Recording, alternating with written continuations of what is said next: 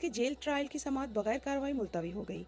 Chairman Tehreek Insaf और साबिक वज़ीर आज़म इमरान खान की गैर कानूनी कैद को आज 96 रोज़ गुजर चुके हैं। इमरान खान 96 रोज़ से बगैर किसी सज़ा के जेल काट रहे हैं।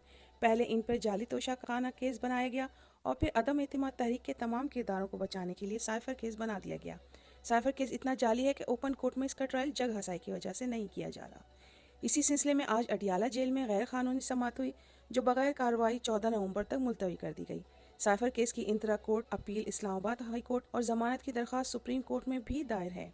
वकला को उम्मीद है इमरान खान जल्द इस जाली केस से सुरखरू होंगे। मुजरिम नवाज शरीफ की तोशाखाना में मुंजमद की गई जायदादें बहाल।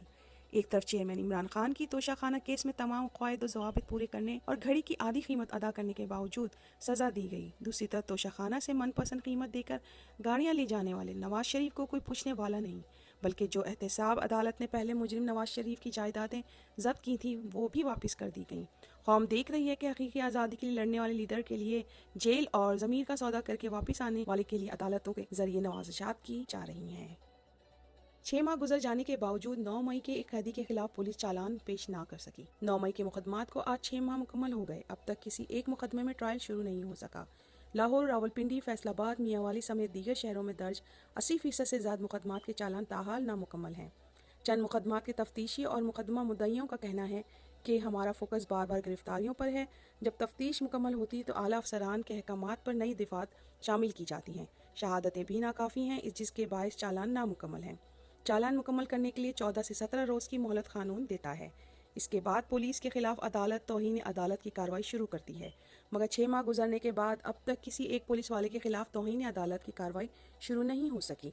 दहशतगर्दी की दफ़ा इस वक्त लगती है जब पब्लिक मुकाम पर फायरिंग हो, मगर डंडे सोटों वाले एहतजाज पर भी ये दफ़ा लगाई गई।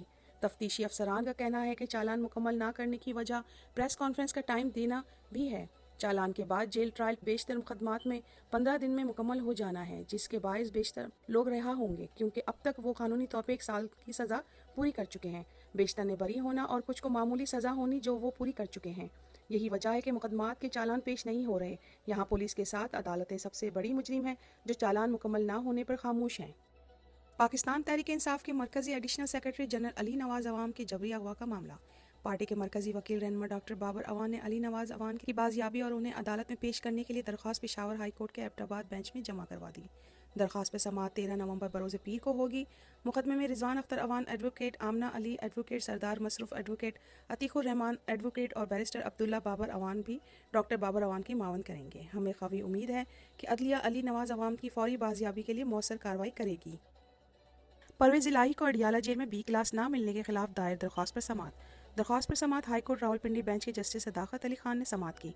परवेज़ इलाही के वकील सरदार अब्दुल रज़ाक एडवोकेट ने दलाइल दिए अडियाला जेल में बेहतर क्लास और सहूलियात के हकदार हैं। फैमिली और वकला के दरमियान मुलाकात में गैर कानूनी मदाखलत की जाती है। परवेज़ इलाही को अडियाला जेल में घर से लाया गया खाना देने की इजाज़त नहीं दी गई। जेल इंतजामिया की जानिब से अदालत में एक रिपोर्ट जमा करवाई गई। रिपोर्ट के मुताबिक बी क्लास देने के हवाले से होम सेक्रेटरी पंजाब को रिपोर्ट भिजवाई गई। अदालत ने होम सेक्रेटरी पंजाब और जेल इंतजामिया से 1 हफ्ते में तफसीली रिपोर्ट तलब कर ली।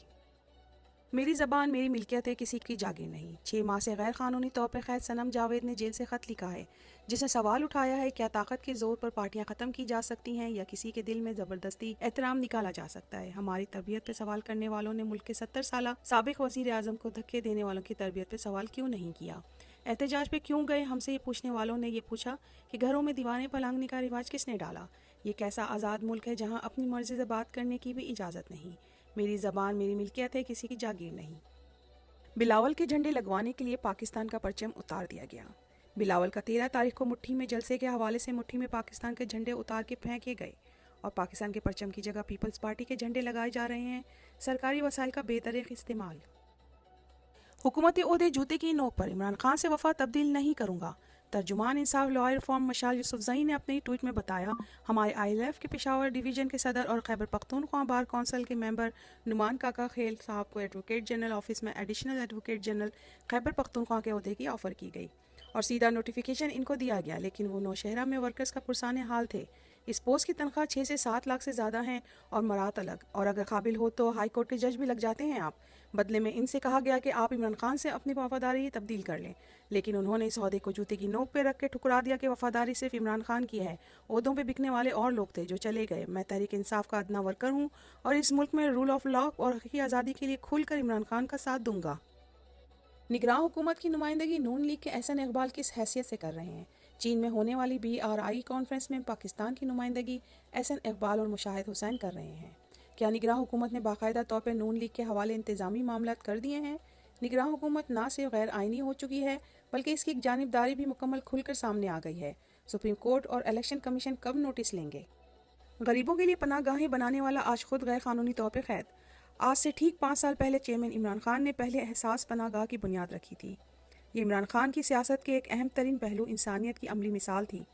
عمران خان کی حکومت ختم ہونے کے بعد غریبوں کو بے یار و مددگار چھوڑ دیا گیا۔